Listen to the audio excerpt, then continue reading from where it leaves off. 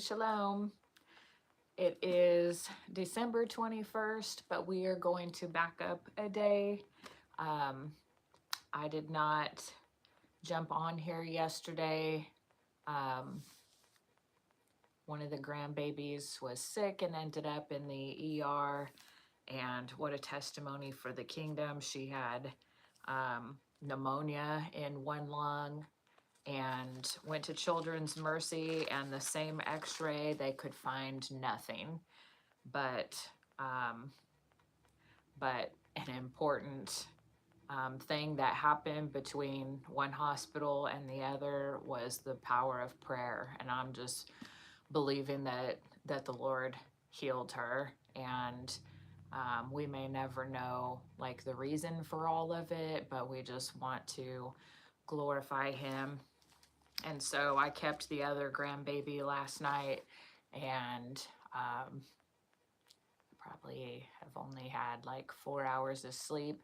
But this is not about me, it's all about him, and just continuing to be obedient. I want to finish strong in what he called me to do. So I'm going to read Luke chapter 2, and then I'll jump back chapter 20, bear with me, and then I'll jump back on and do 21 so that they're all separate. But so I normally read personally out of the New American Standard, and as a prophetic act, the Lord had me leave that Bible somewhere, believing for just a move of God, and so I'm leaving it there.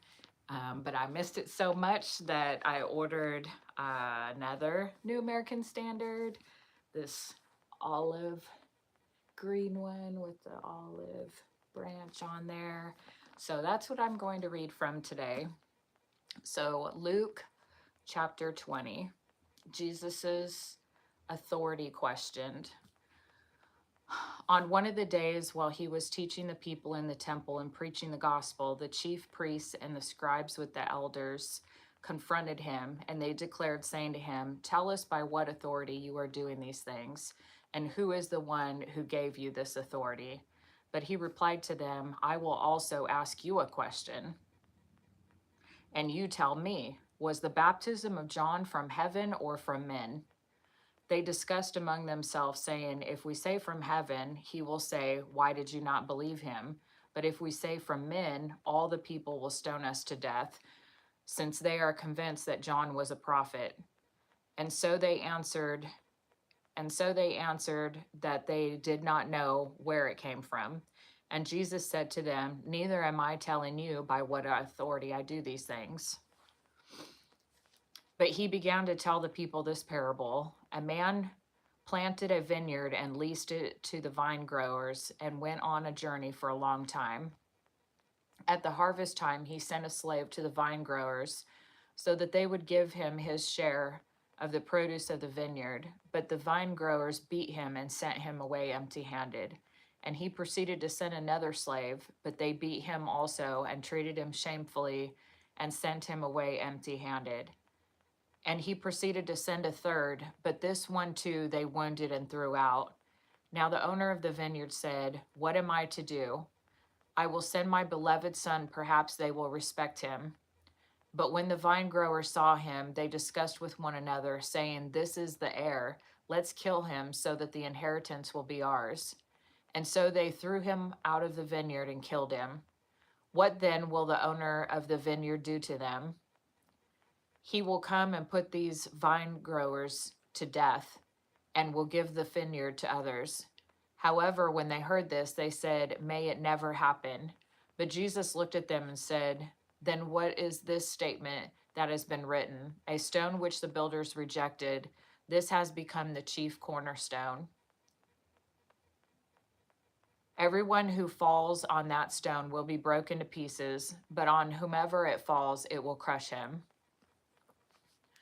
The scribes and the chief priests tried to lay hands on him that very hour, and yet they feared the people, for they were aware that he had spoken this parable against them.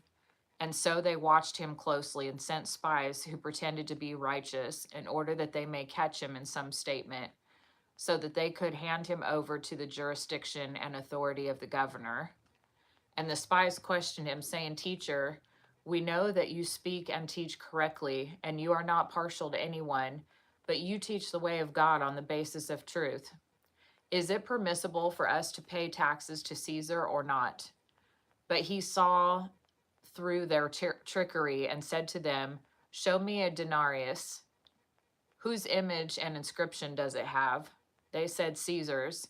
And he said to them, Then pay to Caesar the things that are Caesar's, and to God the things that are God's. And they were unable to catch him in a statement in the presence of the people, and they were amazed at his answer and said nothing. Now some of the Sadducees, who maintain that there is no resurrection, came to him, and they questioned him, saying, Teacher, Moses wrote for us that if a man's brother dies, leaving a wife, and he is childless, that his brother is to marry the wife and raise up the children for his brother. So then there were 7 brothers, and the first wife and the first took a wife and died childless, and the second and the third married her. And in the same way, all 7 died, leaving no children. Finally, the woman also died. Therefore, in the resurrection, which one's wife does the woman become? For all 7 married her. Jesus said to them, The sons of this age marry, and the women are given in marriage. But those who are considered worthy to attain to that age and the resurrection from the dead neither marry nor are given in marriage, for they cannot even die anymore. For they are like angels and are sons of God, being sons of the resurrection. But as for the fact that the dead are raised, even Moses revealed this in the passage about the burning bush, where he calls the Lord the God of Abraham, the God of Isaac, and the God of Jacob. Now he is not the God of the dead, but of the living, for all live to him. For all live to him. Some of the scribes answered and said, Teacher, you have spoken well, for they did not have the courage to question him any longer about anything. Some of the scribes answered and said, Teacher,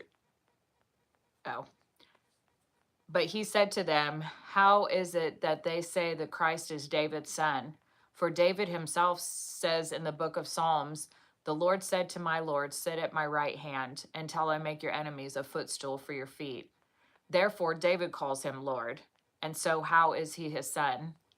And while all the people were listening, he said to the disciples, Beware of the scribes who like to walk around in long robes and love personal greetings in the marketplace and chief seats in the synagogues and places of honor at banquets, who devour widows' houses and for appearance's sake offer long prayers.